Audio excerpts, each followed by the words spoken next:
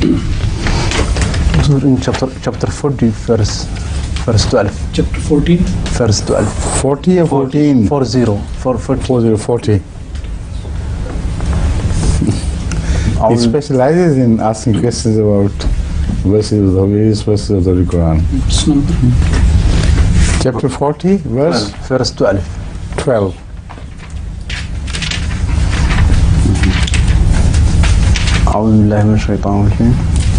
Already it is marked, huh? Yes, I think. What is it? I think perhaps he wanted to ask the same question last time. Acha, theek hai. Please. أعوذ بالله من الشيطان الرجيم. قالوا ربنا أمتنا اثنتين وحييتنا اثنتين فاعترفنا بذنوبنا فهل إلى خروج من السبيل. So could you kind of explain the meaning of this verse? أمتنا اثنتين وحييتنا اثنتين وأحييتنا اثنتين. You see, this is a very interesting verse. I'm glad that you pointed it out, because we know, according to the Holy Quran, elsewhere also it is written, that the kuffar, the non-believers, say, this is the only death known to us. No other death. We die and finish. So what is the meaning of amatana snatane wa ahyatana snatane? You made us die twice and brought us to life twice. The fact is that the first creation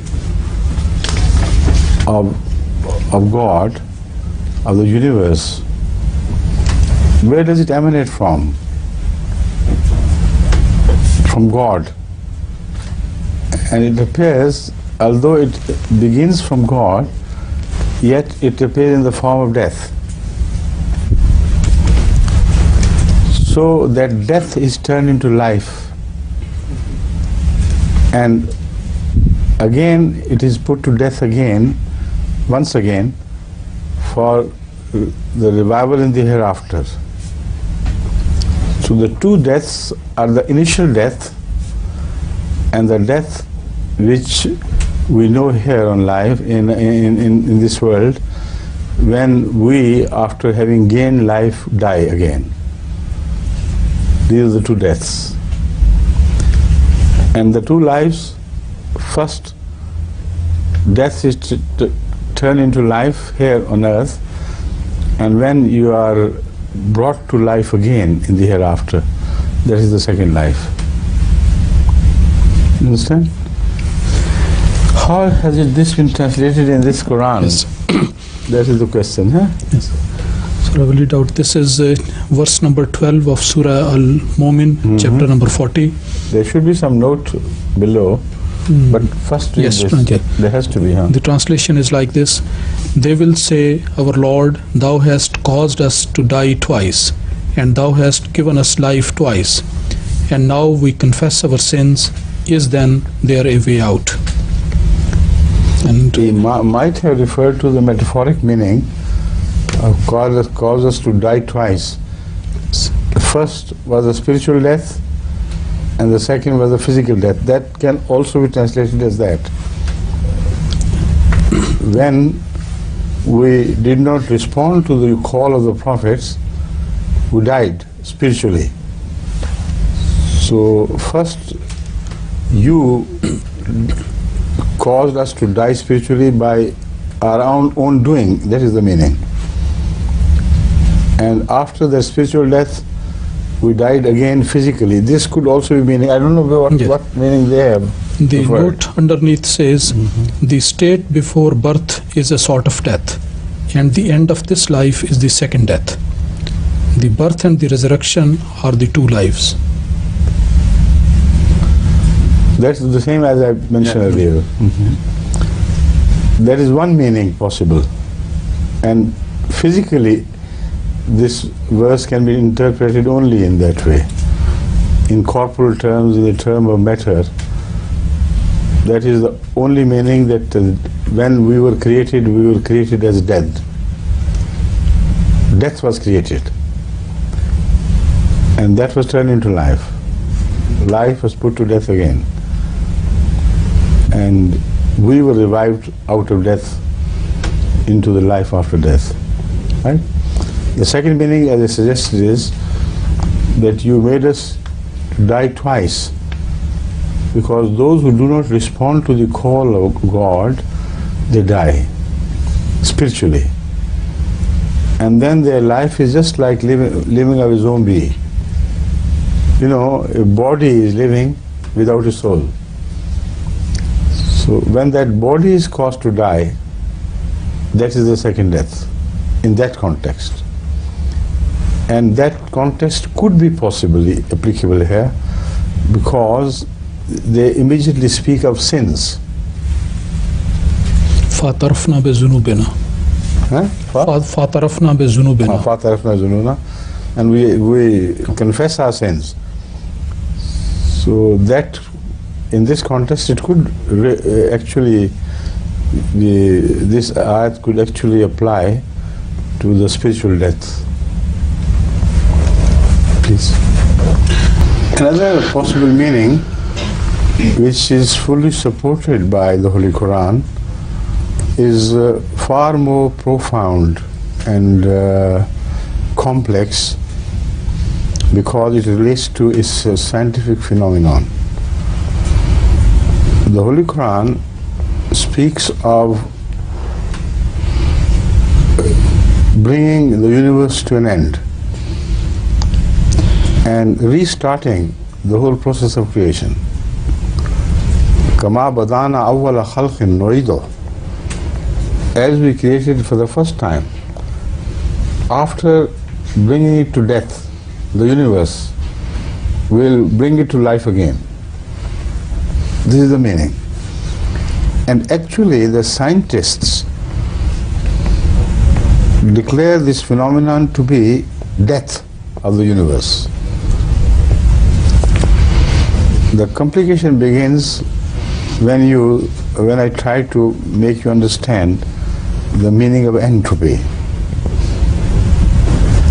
Entropy can be, in the simplest term, it should be understood in the form of anything losing its height and sinking down until it reaches the surface and beyond which it cannot sink. Right? Of itself, it cannot go back to the same height it has lost. Can it? You drop a stone and there it will be. It will come to an end, and that will be the death of that stone. It can't move downwards, it can't move upwards. So, according to the scientists, the temperature of the universe is gradually decreasing. And the loss of its temperature is irreversible, because it is like the dropping of a stone from a height to a low level. So as the temperature of the universe drops, the pool of the temperature which is already consumed begins to rise, as if the universe is emitting temperature which gathers itself in a sort of pool. So the temperature of the pool rises and the temperature of the universe falls. And when they both join and reach the same level, then this is what the scientists say, the heat death of the universe. The word death is used. They call it the heat death, which means the universe, once it loses all its heat, can never be conceived to exist anymore, because having lost its heat, it would come to a standstill, because no reactions can take place. Whenever you move a little, even a little finger, a transfer of heat has to take place before this. And in chemical reactions, the transfer of heat is reversible.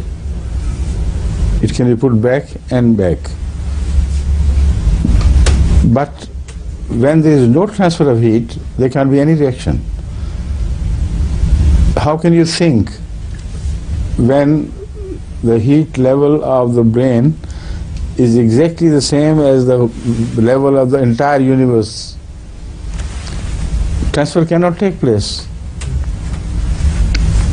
A rippleless ocean of eternity is created, where no ups and downs are found. So this is exactly death. What is the difference between a living person and a dead person? Can you tell me? It can't move, it cannot think, no exchange, visible exchange can take place. But there is also other phenomenon going on which is not indicative of total death. We look at a dead person as dead because we don't see any sign of movement, of thinking, of opening eyes, of doing this or that, no breathing, nothing. So we say it is dead.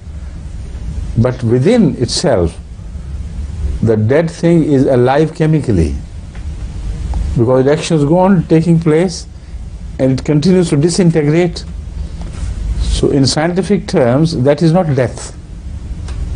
What we call as death, in this scientific expression, as I said, it is not a total death. Transfer, heat continues to transfer from one part to the other, gases form, bacteria enter the body, a lot of activity of life goes on. But when the temperature is totally at one level, then nothing can happen. The whole universe dies. So when you read the Quran in this sense, you're amazed. Amatana snatane. You first made us die as a universe which was living, which was kicking, which was so full of activities. It came to a standstill, and then you raised that universe from death to a living phenomenon. Activities began again. How could it happen? The scientists are positive that it could not have happened. Those who consider this problem, they say it could not have happened without an outside agency. If it has fallen to this level, it can't rise by itself. I can raise it. So if the temperature rises again, if death turns into life again, there has to be an outside creator who picks it up and raises to the same level as originally it started. And then it begins to fall gradually, and in this process, things happen. So this is the meaning of this verse, which is more profound and difficult to understand, so I prefer to mention it in the end. But it's a fascinating verse, so full of profound meaning, right? I hope you'll be able to. I'll try. There's another possibility, rightly so. It's not just a possibility, it is another reality to which this verse may have referred. The death by the evenness of temperature which is ultimately reached is a phenomenon which happens after trillions upon trillions of years. It takes a very, very long time, inconceivably long time. But before this happens, the universe can die many a death in the form of sinking into the black hole. So every time this universe squeezes upon itself, and under the force of immense gravitation, which is absolutely irresistible, everything gets congested and condensed and collapses. It collapses upon itself. No atoms are left. no protons are left, no electrons are left, all of which the matter is made, the forms of energy, they lose shape and just collapse. And the collapse is so total and so enormous that even the rays of light cannot escape. We see things because the light escapes from somewhere and reaches us. But in that hole, where the whole universe gets congested, the entire universe, which is so large that from one end to the other, if one travels on the wings of light, which moves at the speed of 186,000 miles per second,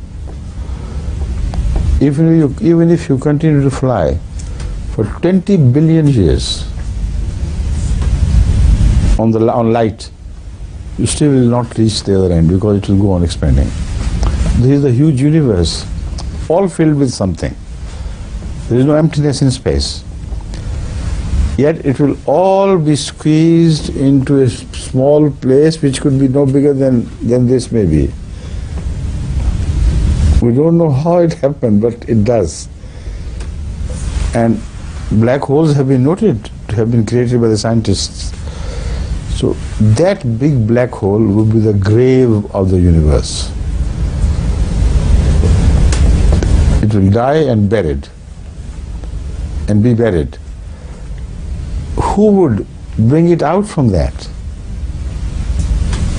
The Holy Quran says Allah will, because it says كانت السماوات والأرض رتقا ففتقناهما. All the heavens and the earth, they were just sewn together in a packed tight in the form of a ball, like the ball made of clothes, rotten or clothes, sewn by housewives, sometimes for the children. If nothing can escape, it is so tightly sewn. This is called ratqan, completely tightly shut. So the Holy Quran says the entire universe, as the heavens and the earth, were shut in the form of a ball from which nothing could escape. This is black hole. فَفَتَقْنَاهُمَا. We split it open. We rent it asunder. And there you are, the universe is created. So immense power is used to counter the power of gravitation. Otherwise it cannot be released. So that is God, who brings the universe to death and then brings the universe to life again. So this amatana snatane has happened so many times, innumerable times before. And this is the whole story of the universe as related in the Holy Quran, in these verses which I have just spoken of, in so related so briefly.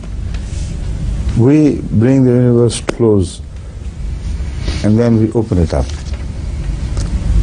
Kama badana awwala khalqin nu'idu. So death is created by God. It just does not happen. And from death, life is created again. Right? That's it. أَوَلَمْ يَرَ الَّذِينَ كَفَرُوا أَنَّ السَّمَاوَاتِ وَالْأَرْضَ كَانَتَا رَتْقًا فَفَتَقْنَاهُمَا. मैंने क्या था? إِنَّ السَّمَاوَاتِ وَالْأَرْضَ. The real verse, Surah Al-Anbiya 21:31, is أَوَلَمْ يَرَ الَّذِينَ كَفَرُوا. Have those who have rejected God or rejected Islam or Rasulullah sallam, have they not seen anna samawati wal arda kanata ratqan,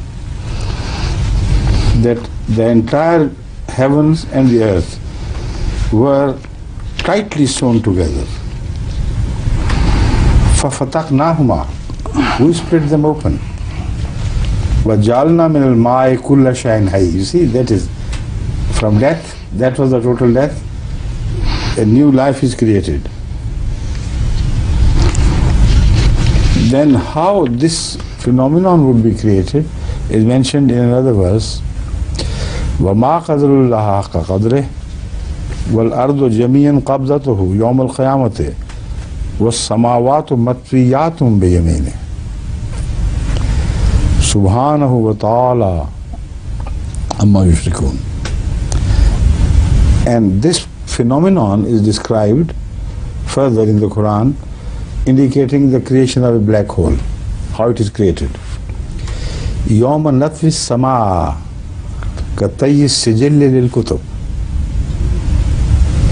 كَمَا بَدَانَا أَوَّلَ خَلْقٍ نُعِيدُهُ وَعْدًا عَلَيْنَا إِنَّا كُنَّا فَاعِلِينَ. What a fantastic book this is. The Holy Quran has no comparison anywhere in the world. These scientific concepts were related 1400 years ago. Nobody understood the meaning, and yet nobody was given opportunity by God to object against it, because the whole subject was far beyond their thinking. And nobody, how could anybody imagine this to happen? يَوْمَ نَطْوِي السَّمَاءَ كَطَيِّ السِّجِلِّ لِلْكُتُبِ, winding up of rolls. This is the formation of black hole, because the scientists are all agreed on this, that when the matter, like huge stars 1,000 times or 10,000 times bigger than our sun, when they begin to pass through close to a black hole, the power of the black hole is so immense that it can attract them towards itself from a distance of thousands of light years or millions of light years. They start to wobble and then sink. As they reach the black hole, they turn it to sheets. And black hole is moving around itself. So the sheets of the universe get wrapped around the black hole. نَطْوِي السَّمَاءَ كَطَيِّ السِّجِلِّ لِلْكُتُبِ. That's like the epic of. And again the promise, don't worry, كَمَا بَدَانَا أَوَّلَ خَلْقٍ نُعِيدُهُ. We're going to repeat this phenomenon. So this is أَمَتَّنَا اثْنَتَيْنِ. Now they did not know what they were talking about, but they told the truth. This is true. This is exactly how God created death twice, and twice turned it into life. Okay? Yes, sir. Another interesting thing to be noted about this verse is that although it was revealed to Hazrat Rasulullah sallallahu alaihi wasallam, and the Muslims were the first people who were addressed, yet it says, أَوَلَّمْ يَرَى الَّذِينَ كَفَرُوا. Have those who have denied the truth not seen this? Do they not know it? Now the thing which is mentioned, the Arab infidels could never have imagined even in their wildest dreams. The address is to the non-believers, not to the Muslims. From this I infer that it was in fact a prophecy, that a time would come that when this fact will become known to the non-believers through their own investigations, and they will stand witness to the truth of the Quran, which contains this verse, and the truth of the existence of God and His command over everything. Now read in this slide and you will be amazed. أَبَلَمْ يَرَ الَّذِينَ كَفْرُوا أَنَّ السَّمَاوَاتِ وَالْأَرْضَ كَانَتَا رَتْقًا. Whoever on earth at the time when this revelation was made could know how the heavens were created and what they were in the beginning? No idea. No such idea prevailed in any religion. In the entire world, this concept was absolutely alien. They could not think of such a thing. Yet the Quran challenges them. So is it a meaningless challenge? If this challenge was really addressed to the people of the time, it would become meaningless. But it was a prophecy, because the Holy Quran is for all times. So generally addressing mankind, what the verse means is a time would come when this will be known to the man, particularly the non-believers, that this is what universe was before its creation. And then the question would arise, how can you deny then the existence of God? So this new evidence of the creation and the need for a creator are all mentioned in this small verse by way of prophecy. See? وَجَعَلْنَا مِنَ الْمَاءِ كُلَّ شَيْءٍ حَيٍّ. All these investigations are made particularly by the Western scientists, who mostly are atheists. And the Holy Quran had told them, we know what you will discover much later. So the very evidence of this verse, having been revealed 1400 years ago, gives a lie to these scientists who say it happened automatically. How could Muhammad Rasulullah know it, sallallahu alaihi wasallam? If it happened automatically and there was no God, this is not the brainchild of any human of his age. This is the point. It is most important and it must be remembered, right? That is all I have to say about this question. Then we'll turn to